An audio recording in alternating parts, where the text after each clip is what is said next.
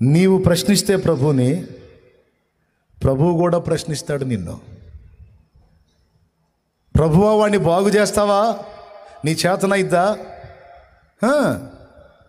నన్ను నమ్మటం నీకు చేతనైతే, నా శక్తిని విశ్వసించడం నీ చేతనైతే, తప్పకుండా నీ బిడ్డకి నా శక్తి పనిచేసిద్ది, వాడు బతికిపోతాడు, బయటపడతాడు అన్నాడు, చేశాడు.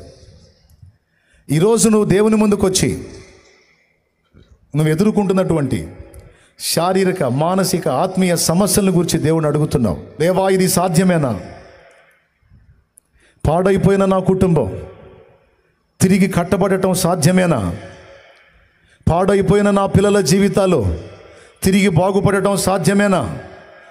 పాడైపోయినటువంటి నా ఆత్మీయ జీవితం తిరిగి బాగుపడటం సాధ్యమేనా?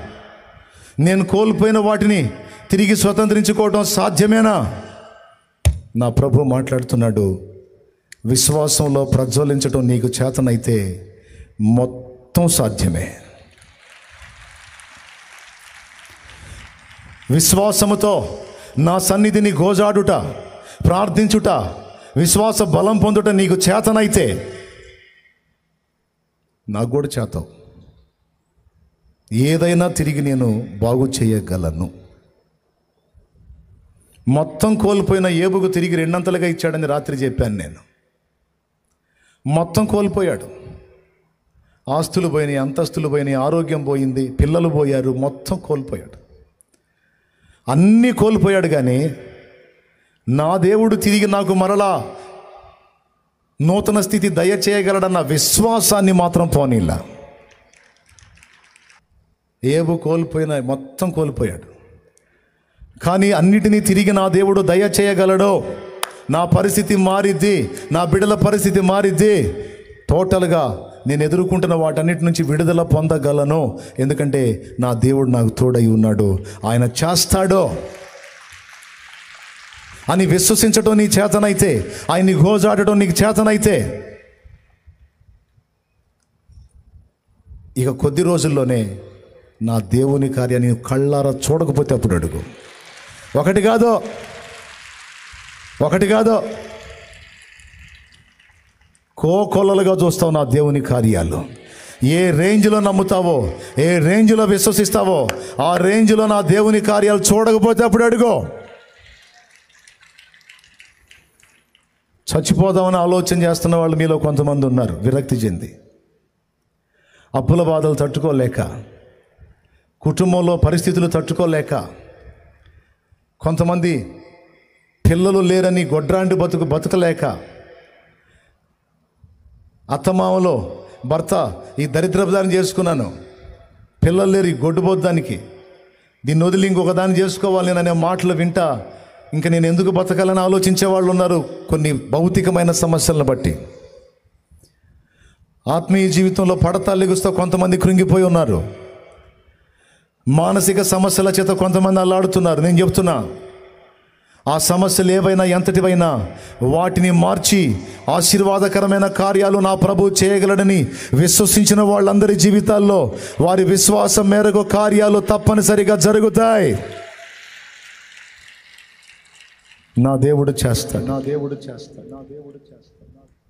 ఎంతమంది నమ్ముతున్నారు? చేతులు ఎత్తండి. నువ్వు చావాల్సిన అవసరం లేదు. నువ్వు చావాల్సిన అవసరం లేదండి. నీకోసం పిచ్చిగా ప్రేమించి చచ్చిపోయిన వాడు ఉన్నాడండి, చచ్చి బతికినవాడు ఉన్నాడండి నీకోసం. నువ్వెందుకు చావాలి పిచ్చిదానా? నువ్వెందుకు చావాలి పిచ్చోడా? నా దేవుడు లేడా? నా దేవుడు నీ పరిస్థితులు మార్చలేడా? కొంతమంది ఏడుస్తున్నారు. హాయిగా ఆనందంగా సాగిపోయే నా జీవితంలో నా కర్మలు తగులుకునే నాకు బంధకాలు తగులుకునే, దరిద్రం తగులుకుంది నాకు అని కొన్ని ఇబ్బందికరమైన పరిస్థితులను బట్టి కొంతమంది ఏడుస్తున్నారు. నేను చెప్తున్నాను, కృంగిపోవద్దు. విశ్వాసాన్ని చల్లారనీయొద్దు. విశ్వాసాన్ని మాత్రం కలిగి ఉండు. దాన్ని చల్లారనీయొద్దు. ఆ పరిస్థితులు మారుతాయి, త్వరలో ఇంకా కొద్ది దినములలో, కొద్ది దినముల్లో నువ్వు నా దేవుని కార్యాలు బలంగా చూడబోతున్నావు.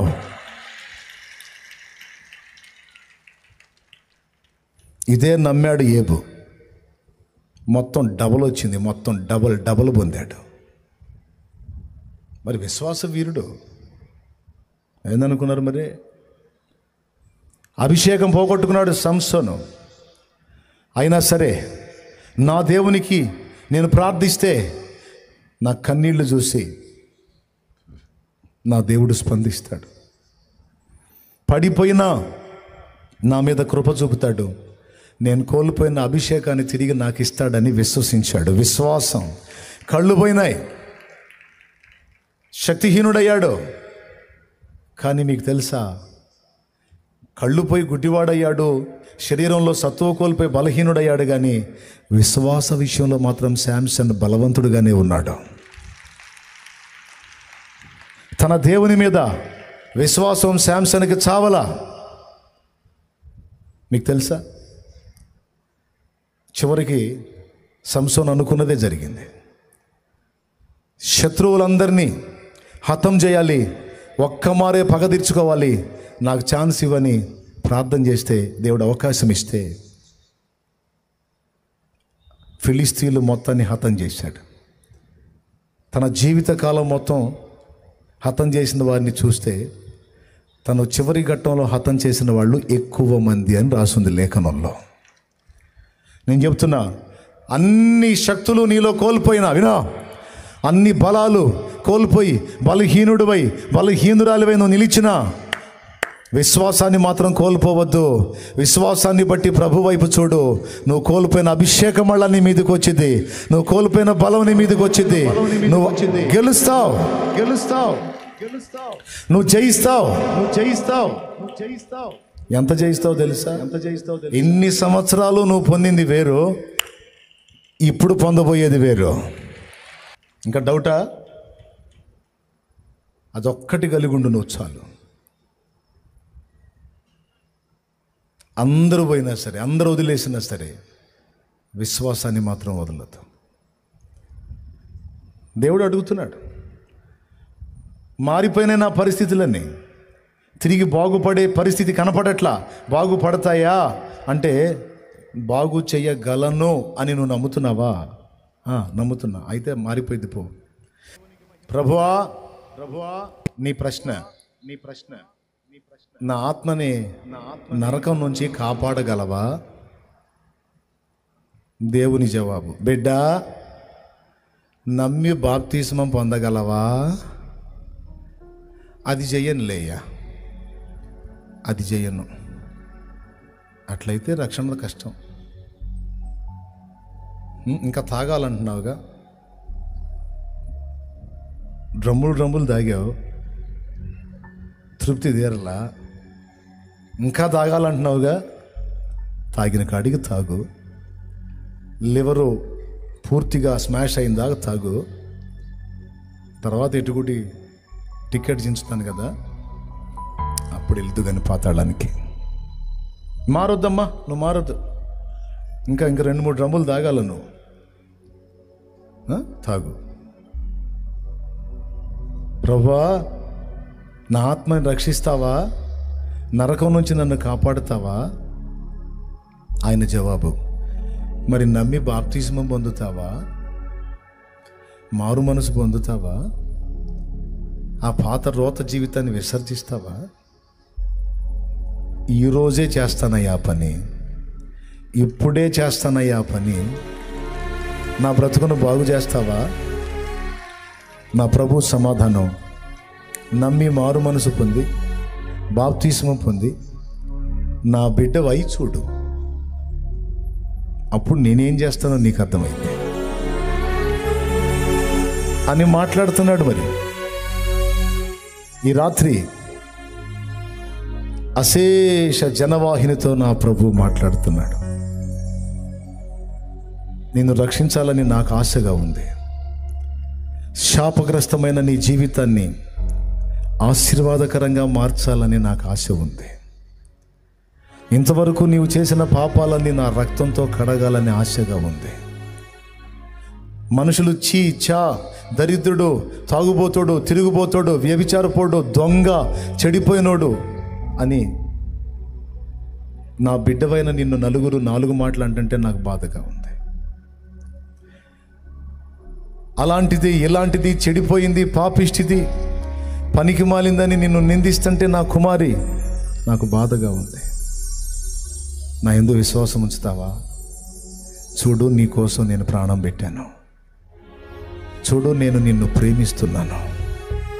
చూడు, నా మాట విని నీవు నాకు లోబడితే నేను నిన్ను నూతన సృష్టిగా చేస్తాను.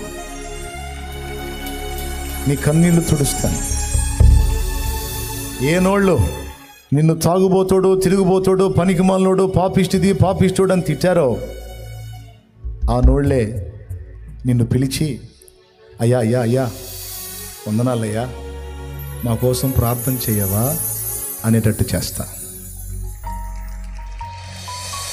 అయ్యా అయ్యా మా ఇంట్లో అడుగు పెట్టవా, అమ్మా అమ్మా మా కోసం ప్రార్థన చేయవా, అమ్మా అమ్మా ఒక్కసారి నీ కాలు మా ఇంట్లో పెట్టవా అనేటట్టు నేను చేస్తాను నా కుమారుడా, నా కుమారి అని నా ప్రభువు పిలుస్తుంది.